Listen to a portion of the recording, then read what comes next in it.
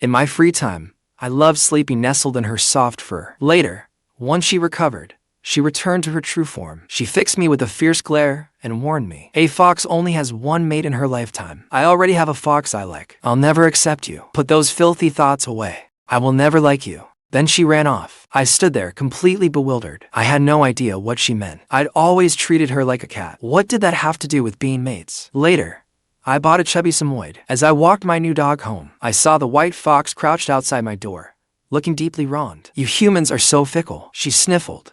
Throw that dog away. Keep me instead, okay? My fur is thicker and fuller than hers. I eat less, and I can make money. I'll give you everything I earn. If you refuse, I'll eat that stupid dog you're holding. Finding the white fox had been a complete accident. At first, I thought she was a Samoyed. On the third day after I brought her home, I found she turned into human. She was lounging on my sofa, eating chips while watching television. Whenever something amused her, her huge fluffy tail would sway happily back and forth. In that instant, I lost count of how many times I silently recited every principle of decency I knew. Later, looking disgusted, she educated me about foxes. That was when I learned they were a normal species born through evolution. So, can you eat dog food? I asked, kneading her ears. Don't squeeze them anymore. Her face turned bright red, practically steaming, as she took a step back. Then she answered seriously, I eat meat. I don't eat dog food. I'm not some lowly creature like a dog, wagging its tail and begging humans for affection. I was speechless. She was surprisingly high maintenance. 3 months after I found the white fox, she fled on a dark, windy night. Before leaving, she glared at me fiercely and warned, a fox only has one mate in her lifetime. I already have a fox I like. I'll never accept you. Put those filthy thoughts away. I will never like you.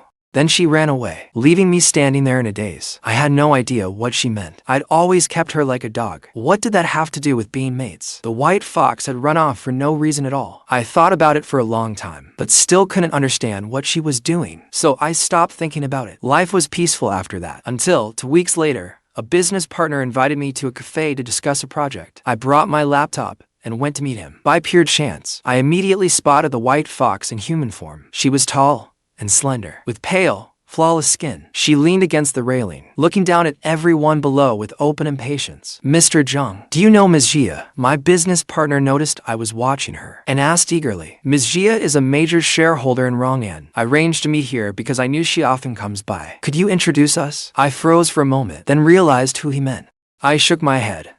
I don't know her. I just thought she was beautiful. My business partner sighed, unable to hide his disappointment. After that, he was noticeably colder toward me. I did not care. After explaining the project and paying the bill, I saw the fox woman with her head tilted, talking to a mature, accomplished man. They stood very close, their bodies overlapping. It looked as though he had her in his arms, or perhaps they were kissing. Feeling nothing, I simply looked away. On the way home, I passed a pet hospital. In its display window was a large dog, a white Samoyed. I pressed my hand against the glass. The dog looked up just then, grinning at me. She raised a paw and pressed it to my palm through the glass. At that moment, I decided to buy her. Keeping a dog was far more pleasant than keeping a fox person. Dogs cannot talk. She loved dog food and was very well behaved. Whenever I was away, she would laze around. She would lie on the rug, waiting for me to come home and walk her. I took her to many places: the beach, the marine park, and the seal exhibit. One day, when I went to a coffee shop, the staff would not allow dogs inside, so I tied her outside the entrance, warning her to behave. Suddenly, two people appeared beside me. It was the fox woman and the man who had been so close to her that day. The man stared at the Samoyed's wagging tail, then snorted with laughter. Dogs are a disgrace to the canine family, wagging their tails and begging humans for affection. The fox woman's eyes darkened too. She looked at me grimly. I ignored them and patted the Samoyed's head. I said softly, "Sweetheart, be good. Daddy will make you beef meatballs tonight." Then I stood and walked past them, without sparing either of them a glance. When I came back outside, my dog was gone. The leash I had tied up was undone. Both the leash and the dog had vanished. For a moment, I froze. The fox woman stood at the entrance, drinking milk tea. Seeing me, she looked disdainful, yet spoke with excitement. Look, she doesn't want you anymore. A mindless creature like that could never be loyal to her owner. A fox actually drinks milk tea. Disgusted, I walked away, calling my dog's name as I searched. I asked every passerby whether they had seen a white Samoyed. After walking nearly 2 kilometers, I was starting to panic. I was about to call animal rescue for help when that irritating voice sounded beside me again. She is gone. So she is gone. Why bother looking for that stupid dog? A canine that cannot track down her owner by scent is a disgrace. What is so special about her? She's just white, that's all. I could not take it anymore. Suppressing my anger, I snapped at her. What is wrong with you? She froze, then stared at me in disbelief. For that stupid dog. You're being mean to me. You've only had her for 2 weeks, and you're already yelling at me because of her? Are you going to set that dog on me next? You cannot treat me like this. She looked deeply aggrieved, on the verge of tears. Her narrow fox eyes widened, faintly tinged with red. I was utterly speechless. I could not understand what she was doing. She is my dog. Of course, I will protect her. Besides, you said we had nothing to do with each other anymore. I looked her over for a moment. She wore a couture dress. I held out my hand. Look at you.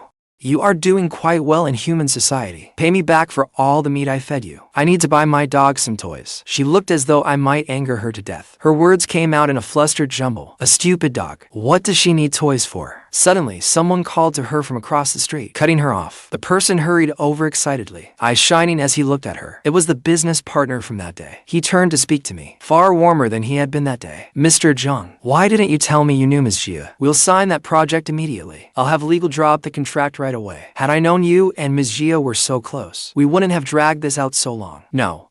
I was speechless. I'd lost my dog and was forced to work on my day off. Damn fox. I forced a smile. When the client wasn't looking, I turned and shot the fox woman a vicious glare. She looked even more innocent and wronged. Tears brimmed in her large eyes, ready to fall at any moment. By the time we signed, it was 7 that evening. I warily left the office and saw a woman and a dog facing off outside. The white Samoyed stood rigid, her paws scraping the pavement, growling a warning at the villain reeking of fox. The fox woman stood with folded arms, utterly at ease and disdainful, saying things I couldn't understand. Was she communicating with the dog in fox language? Could dogs understand it too? I could hardly believe it. I watched from a distance for a while, before walking over to rub my dog's head, soothing her and telling her not to be angry. The fox woman was silent for a moment, then came over too. Head lowered, she crouched beside me. You kept me too. You can't pet only her and not me. I was at a loss for words. I just learned from that business partner who she really was. Xiyao, the youngest daughter of the Xia family in the capital, a shareholder in Rong'an, the nation's largest semiconductor company. She belonged to the very top tier of wealth and power. How could she be such a shameless fox? I stood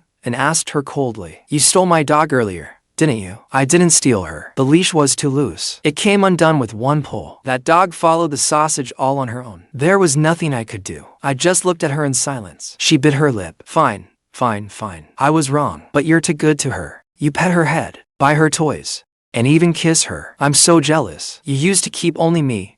You're one fox. Didn't you say you liked another fox? That you wanted nothing to do with me anymore, and told me not to covet you. Was that young assistant fox today the one you like? I asked coldly. You like him, yet you still came to me. Is this the loyalty you talked about? I haven't been unfaithful. That fox is my biological little brother. We have the same mother, she hurriedly explained. You were the one cuddling up to other women. I got angry, so I said those hurtful things. Fox people have only one partner for life, unlike you foolish humans, who are so fickle and unfaithful. Her voice grew quieter and more aggrieved. Finally, she wiped away her tears with the back of her hand. You saved me. You saw my true fox form, and you touched and held me so many times. That makes you the partner I've chosen. You can't betray me. I was completely speechless. I don't like you. I petted you before because I thought you were a cat. No, a canine. I don't know how fox people define the word partner, but in the human world, hugs and petting don't establish a relationship. I told her plainly, I'll get a commission from that project. That covers the food you ate at my place.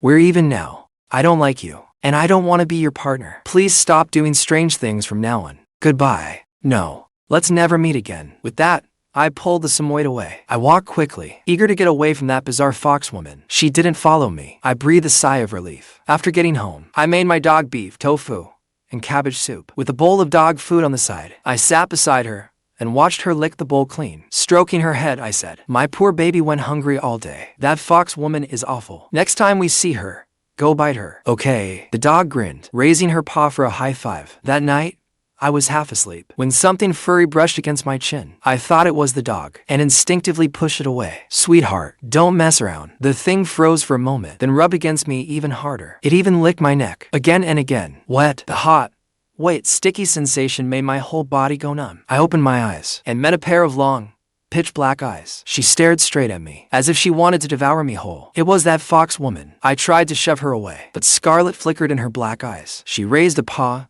and pinned down my hand. Her massive fox body covered me, sealing me in completely. White fur fell across my cheek. I turned my head away in panic. Furious, I kicked her. Get off me. She let out a muffled groan, her body shuddering. Instead, she pressed down harder. What are you doing? Get off. Do you hear me? Are you trying to commit a crime? I was about to cry out, but then I heard her muffled voice. I feel awful. Can you let me hold you for a while? Her fox head rubbed against my cheek. Her furry ears brushed my forehead. Whimpers escaped her despite her efforts to suppress them. I froze. Is she in heat? Or high on something? She didn't answer. Her fox body was twice my size. Her fur covered my 2-meter wide bed. She was truly heavy on top of me. After a moment of silence, I patted her paw. Can we change positions? Let me be on top. The instant we changed positions, I wrenched free of her paw, scrambled out of bed, and aimed the knife from my bedside table at her. Whimper. You tricked me. She threw back her head, looking aggrieved, and began to howl. It was loud and booming. It startled me into shouting, "Shut up. Do you want the neighbors knocking on my door?" She finally fell silent. She only jumped down and lay on the floor, looking at me with wet eyes. Her ears drooped too. She was clearly miserable. I pressed between her brows. What is wrong with you? I'm in heat right now, she said dully. A fox in heat needs her partner's scent to be soothed. My head hurts so much. I feel terrible. I could only come find you. After thinking it over, I asked. So, you have a physical bond with your partners too. It isn't just about choosing whoever you want. You need matching scents too. Is that what you mean? I gave the fox before me a strange look. She was burning up from being in heat, lying on the floor and begging me. Considering the difference in our sizes, I couldn't beat her or drive her away. I sighed. I grabbed the clothes I had taken off yesterday from the balcony and tossed them in front of her. Will this do? It's too big. She rubbed her fox head against my coat. I backed up the steps and ran out. I ran into the guest room and locked the door. I sat on the cold floor for a long time, until I finally felt calm enough to yawn. Then I crawled into bed and drifted off. I was utterly exhausted. I'd settle accounts with that horny fox tomorrow. When I got up the next morning, the fox woman had already made breakfast. She'd cooked plain noodle soup with a poached egg and a few greens. It looked delicious. She watched me cautiously, rubbing her hands over and over on her apron, wearing an obvious, ingratiating smile. I let out a cold laugh, leaning against the doorframe with a frosty expression. I asked, "What was that last night?" She cleared her throat. "I'm in heat, and I wanted your scent so badly that I couldn't control myself." She lowered her head miserably and said nothing. I tapped her on the head. "Why does your heat need my scent?" "Because I like you. I see you as my partner, so only your scent can soothe me." This forced bond made me suddenly curious. If I don't give it to you, what will you do when you're in heat next time? Then you can watch me bash my head into a wall until I die. She looked at me resentfully. "I've chosen you. Only you can soothe me. No other human or fox can." I was speechless. Are all fox people this overbearing? "It isn't forcing you," she answered with complete seriousness. "My people say no human can resist a fox's talents in bed. Even married humans, once they've slept with us, will definitely want to keep sleeping with us. Want to try sleeping with me?" "Shut up." I cut her off. Even though she was in human form, her gorgeous figure and captivating looks made it hard to control myself. But when I remembered she was a 1,000-year-old fox, a species I knew nothing about, I dismissed the thought. I glanced at the food on the table. "Where's the dog's food?" I asked. She paused, then realized what I meant. Her fur practically bristled at once. "You want me to cook for a dog? How could a lower species deserve food made by me? Even if I cooked it, would it dare eat it?" She fell silent for a moment, then walked over and crouched before me. She revealed her fluffy ears and tail, swaying them back and forth as she tried to seduce me. "Throw that dog away and keep taking care of me instead, okay? Look, my fur is thicker than hers, softer than hers, and I'm more obedient. I can even earn money for you to spend. Please take care of me. Just me, okay?" Her hand rested on my knee. For a moment, I recalled what I'd found last night about Miss Xia. She was beautiful, born into wealth, and blessed with every advantage. In the few public photos of her, she looked like an aloof heiress looking down on the world. She was nothing like the fox woman before me, acting cute and pitiful. I was silent for a moment. Just as I was about to speak, the doorbell rang, along with a bright woman's voice. "Are you home?" I belatedly realized it was my co-worker from upstairs. She liked dogs too. We'd agreed to take our dogs out together today. I looked down at the fox woman. Her tail had gone rigid, and her eyes brimmed with scarlet. When she caught my gaze, she gave a slight smile, asking softly, "Baby, shall I chase that bad woman away for you? She's not a bad person." I nudged her. "Go hide in the room." "No." Her face filled with grievance. "Are you going to do something with her that I can't watch? You can't treat me like this." A jealous fox woman couldn't be reasoned with. The doorbell had been ringing for ages. I had no choice. I warned her, "If you don't go hide right now, I'll never speak to you again." She stared at me in disbelief. In an instant, her eyes shattered with hurt. "You're scolding me over an ugly woman." She started crying again. Wiping her tears, She stood up and slowly shuffled toward the bedroom. She mumbled through sobs. "I'll be good. I'll listen. Don't ignore me." I was at a loss for words. I couldn't understand how Foxfolk thought. I shook my head, got up, and opened the door to let my coworker in. At some point, the dog had slipped out too. The dog happily ran circles around her. "She seems to really like you." My coworker bent down and petted the dog's head. Then she looked up and saw the noodles on the table. She smiled apologetically. "Oh, you already made noodles. I thought you hadn't eaten yet. I brought you some fried dough sticks." "That's okay." After thinking it over, I took the fried dough sticks from her. "The dog can have the noodles. I was just in the mood for these." "Thank you." It was already late when I got home from walking the dog. I changed into my slippers and looked at the pitch-black living room. I thought to myself, that fox woman must have left. I couldn't help sighing in relief. I opened a can of food for the dog, then stood and stretched. When I turned around, I saw a pair of resentful fox eyes. I jumped back to steps in fright, tripped over the dog as she ate, and slammed my back into the corner of the table. The pain made tears stream down my face. "Serves you right." The fox woman picked me up and placed me on the sofa. She rubbed my injured back and said coldly, "Two-timing humans deserve to be punished." She nuzzled her head against my neck and my cheek. "If it hurts badly, you can pull the fur on my tail." She wagged her big tail at me ingratiatingly. I stared at the tip of her tail for a long time, then pinched it between my fingers and wiped my face with it, trying to wipe away every tear streak. Her face slowly flushed. Kneeling before the sofa, she whispered, "My heat isn't over yet. Don't pinch so hard." Expressionless, I pinched it again. She let out a yelp, trembling as she covered her eyes. Her eyes were already wet, shimmering with tears. Seeing that, I released her tail. Instead, she urgently nudged its tip into my palm. "You can do it a little harder. It feels so good when you pinch me, baby." Hearing her shameless words, I couldn't help cursing at her. "You horny fox," she protested softly. Her ears bobbed atop her head. "How is a fox as beautiful as me horny? Don't you like it?" I didn't want to argue with her about this. I sniffed and asked her, "When are you leaving my home?" "I don't want to leave. At least let me stay until my heat is over." She was a little angry and asked with hurt in her voice, "Whether I'm a fox or human, I'm beautiful either way. And I'm very rich. I can support lots of children. Why do you hate me so much?" I shrank back and said, "Who would want a fox for a wife? What if I get eaten? Besides, you're so horny when you're in heat. You could drain me dry and kill me." "No, absolutely not. You don't want a fox as your partner." She froze. Then she said quietly, "I can stay in human form all the time. I won't show my ears or tail either. Would that be okay?" I shook my head and gently advised her, "I really can't do this. Find someone else to like. With your looks and wealth, you could find someone 100 times better than me." "I won't." Her gaze was unwavering. "I'm a faithful fox. I'll only love one person in my life. I'll never choose someone else. You don't like me, so I'll work hard until you do." She rummaged through her pocket and handed me a black card trimmed in gold.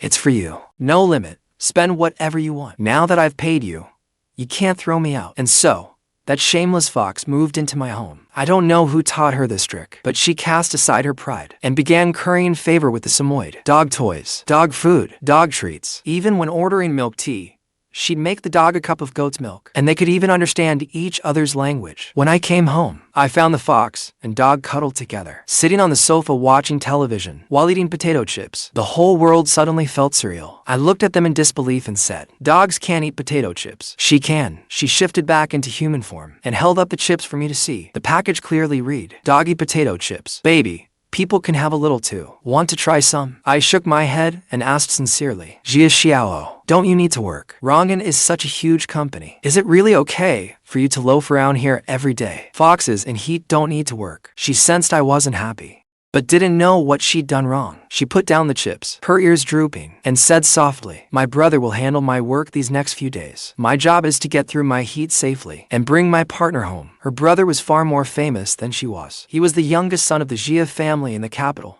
often in the public eye. Could he be a fox too? My entire worldview was shaken. I forced myself to ask, "Don't tell me the whole Xiyao family is Foxfolk. Only my brother, my sister, and I are." She said quietly, "Our mother is Foxfolk, so the three of us are too. Foxfolk genes are very dominant. If you and I had children, they'd be Foxfolk too." She pressed her lips together, then brought a strawberry cake out from the kitchen. She looked at me pleadingly. "Baby, I got you a delicious cake. I specifically had them add lots and lots of strawberries. They were all flown in, the freshest ones. Try some." Seeing the hope all over her face, I hesitated for a moment, but still picked up the fork beside me. Then my phone suddenly rang. It was my direct supervisor. She said there was a project to discuss and ordered me back to the office immediately. "You'll be paid overtime." I agreed and hung up. The fox woman's face fell. I made a whole table of dishes. They're all your favorites. You don't have time to eat. It's okay. Your work is important. Baby, go on. I support you. I'll always have your back. Whenever you turn around, I'll be there. I swallowed, not knowing what to say. I had no idea who taught her this, but this proud, cocky, stubborn fox was forcing herself to play a sweet, considerate, deceptively innocent fox. You don't need to do this. I sighed. It's just a meeting. I'll be back soon. Save the food. I'll eat it when I return. I plucked a strawberry from the cake and popped it into my mouth. Then I added, the strawberries are really sweet. Thank you. Only at the office did I learn why my supervisor had been in such a panic. The Xia family had sent someone to discuss a partnership and specifically requested our team. Xiao's sister had come too. She was much more composed than Xiao. Her suit was impeccably tailored, her face cold as ice, with an aura that kept everyone at a distance. Even after our presentation, she remained silent. After a moment, she pointed at me. You stay. Everyone else, leave. Her fingertips tapped the desk. Once the conference room was quiet again, she asked me bluntly, do you like my sister? After hesitating, I said quietly, I'm not ready to build a family with anyone yet. I'm sorry. You don't need to apologize. I understand. She nodded knowingly. The problem is that she likes you, and she's certain you're her partner. Foxfolk go into heat once a year. Without their partner's scent, it is agonizing for them. I'd like to make an agreement with you. Even if you don't love her, come stay with her during her heat every year. I'll compensate you accordingly. Actually, I have a question. I finally voiced the question that had troubled me for so long. Foxfolk need partners so badly, and they can't replace them. So if their chosen partner dies, what do they do? She smiled. You seem to underestimate how important a partner is to Foxfolk. Among our kind, once a partner dies, the Foxfolk carry their partner's body in their jaws to the snowy mountains, find a cave, and wait to die without food or water. You could say, once they choose a partner, they place their life in that person's hands. Even when I got home and stood at my door, I still hadn't recovered from what Xiao's sister had told me. I didn't understand. Survival should be the goal of every species' evolution. Yet Foxfolk had evolved in a deeply bizarre direction. Partners. Heat cycles. They die without their partners. These things were clearly more harmful than beneficial to Foxfolk. They hadn't been discarded through evolution. Instead, they had become more extreme and obsessive. It was absurd. I couldn't understand it. I stood dazed at the door for ages before taking out my keys. Xiao was in fox form, sharing a bag of cookies with the dog, fighting over the last one. They nearly came to blows. I called out to her. Her pure white form froze, then instantly changed back. She looked at me helplessly. Fox form is more comfortable. I didn't know you were coming back. I didn't mean to. I won't change again. She spoke cautiously. Baby, just treat me like a person. Don't treat me like a fox. Being Foxfolk is just a trait. At my core, I'm still human. You can't leave me because of it. She kept digging her nails into her palm, nervously awaiting my answer. I looked at her, conflicted. Then I said, I'm hungry. Is there any food left? After we eat, there are things I want to ask you. Truthfully, I didn't know what to ask. My mind was a mess, and I didn't know what to say. Food left sitting too long doesn't taste good, and I have little appetite anyway. After a few bites, I put down my chopsticks. When I turned, Xiao was eating strawberry cake, stuffing mouthful after mouthful of cream into her mouth. Her face glowed with delight and satisfaction. Baby, this cake is so good. Want some? I shook my head. I wanted to ask whether so much cream was bad for her, but seeing how happy she was, I let it go. Foxfolk were people too. They could probably eat it. I pressed my lips together and asked, if your family is so powerful, why were you hurt beside a dumpster when we first met? My rival overestimated themselves. They tried to kidnap me, to threaten my sister, but it's all been handled. It'll never involve you, baby, she promised me. Then she suddenly leaned close and sniffed me carefully. Baby, why do you smell like my sister? I saw her tonight. I told her honestly. Then I asked, have you ever thought about this? What if I still don't want to be your partner? What will you do then? If you don't love me, baby, then I'll just die. She shrugged. A fox who can't earn her partner's love is utterly worthless. There's no reason to keep living. She spoke of death so easily, as if leaving this world meant nothing at all. Once again, her species' indifference to life shocked me.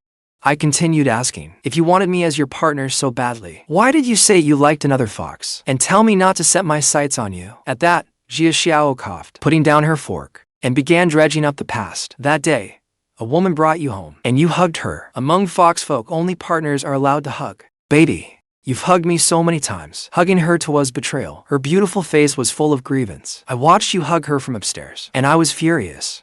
When you came back, you didn't even comfort me, and my sister told me to go home then. In my anger, I said those things and ran away. I regretted it afterward. I know I shouldn't judge humans by Foxfolk standards, but I can't help it. Whenever I think of another woman holding you, I feel like I'm going crazy. A hug? It took me a long time to remember what happened that day. She was a foreign business partner. Hugging was a normal social custom in her country. She had maliciously twisted it into something intimate. If you thought I betrayed you, why did you come back? My sister gave me an earful. She said softly. My sister said humans aren't like us. A narrow-minded fox like me will never earn her partner's love. If you betray me, only means I'm not good enough. I need to be more understanding and treat you even better, so you'll change your mind and love me. What the hell? What kind of deranged love-struck logic was that? Were all foxfolk this bizarre? Alright, one last question. I took a deep breath. Do foxfolk eat people? Her eyes widened at once. Baby, why would you think that?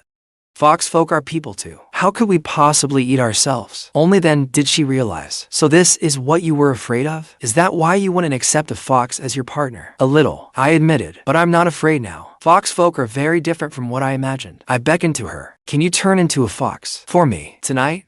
I want to sleep curled up in your fur. The Samoyed isn't as big as you, so it's not as comfortable. Of course, her eyes instantly lit up, like the brightest stars in the night sky. She was beautiful, rich, and adorably affectionate. She was practically the perfect partner. And she was the one who couldn't live without me. She was the one pleading pitifully for my love. No matter what I did, I had nothing to lose. Thinking of it that way, maybe I could give it a try. Then let's try. After all, I had nothing to lose. Foxfolk in heat become very clingy, very affectionate, and obsessed with kissing and cuddling. A heat cycle usually lasts a month. So one day, a month later, I finally lost patience and slapped away her wandering hand. Your heat is over. You can't keep being so insatiable. She hugged me, looking wronged. I like you, so I can't help kissing you. It has nothing to do with being in heat. If you won't let me kiss you, I'll feel awful. And when I feel awful, I'll bash my head against the wall. You're abusing me. You can't do this to me. I didn't say you couldn't kiss me. It's just that you've kissed me until my skin is red, like I've been cooked. I held her head down in exasperation, took a deep breath, and said with complete sincerity, I think foxfolk are better off finding other foxfolk as partners. At least your physical stamina would be a better match. After truly getting together with the fox, I regretted that decision countless times. It was terrifying. If I weren't in great shape,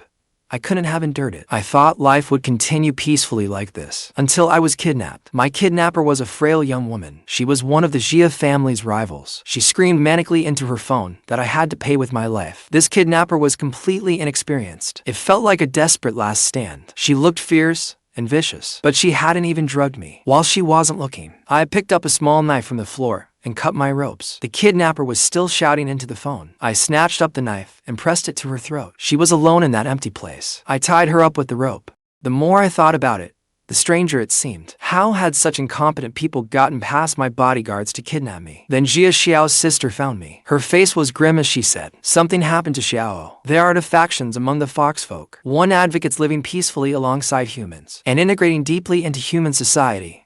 The pro-human faction. The Xiyao family leads them. The other sees humans as food, dreaming of slaughtering humanity and ruling the world. The hostile faction. Naturally, humans aren't easy to provoke. They joined forces with the pro-human faction, and after several battles, they slaughtered most of the hostile faction. They could no longer pose a threat. The surviving hostiles hated the Xiyao family to the core. They nearly killed Xiyao once before, but you interrupted them. You took her home and nursed her back to health. Now they've staged your kidnapping to lure Xiyao into their trap. It's in that forest, Xiao's sister told me gravely. They tricked her into believing you were inside. By the time I arrived, Xiao had killed every fox person surrounding her. But she'd also been badly hurt. And that's not all. She thinks you're dead. She's already gone feral. Only a fox person's partner can soothe them when they go berserk. I'm sorry, but we may need you to go into the forest. It's okay. I waved it off and said without hesitation, take me there. Xiao's sister shifted into her fox form. A massive fox, over 6 feet long, crouched before me. Get on. I'll take you there. I froze for a moment, then climbed onto her back, gripping the fur at her neck as she raced ahead. When I finally saw Xiyao, I was horrified. My sweet little thing was gone. Before me stood a fox person covered in blood, slamming her head into a tree with thunderous blows. So bloodied I could barely recognize her as a fox. I carefully approached her. She was in agony. Her beautiful eyes were filled with crimson. Her claws scraped desperately against the ground, drawing bright red blood with every stroke. I stopped some distance away and called softly to her. I'm here. It's okay now. She turned, confusion flashing her eyes, then shifted into human form and lunged at me, knocking me to the ground. My back hit a bed of dry leaves. It didn't hurt, though the fall left me numb. She urgently reached for me, needing to make sure I was real. Whimpers kept spilling from her throat, sounding needy, wronged, and terrified of what might have happened. Her tears fell onto me. She lifted her arms and held me tightly, as if I'd vanished the moment she let go. Don't cry anymore. I'm here. I'm okay. I gently squeezed her ears. I'm here. Baby, I'm safe and right here in front of you. Given my personality, I wasn't really comfortable with Foxfolk choosing only one person for life. But when I saw her risk everything for me, taking on all of them alone, and winning, my heart truly fell for her. 2 months after the kidnapping, Xiyao and I got married. Beaming, she bought new clothes for the Samoyed too, and moved into a new home with him in her arms. Our new life was happy and comfortable. Still, people gossiped now and then. They said I was marrying above my station. I couldn't argue with them, because part of me felt the same way. When Xiao's sister heard the rumors, she sought me out and said, "Don't mind them. Love is an instinct written into Foxfolk's genes. Every part of Foxfolk's evolution is driven by the hope of finding someone they can love, and who will love them in return. She's lucky that you love her. I'm sure you understand. The choice in this relationship has always been yours." Yes, I knew it wasn't fair to her.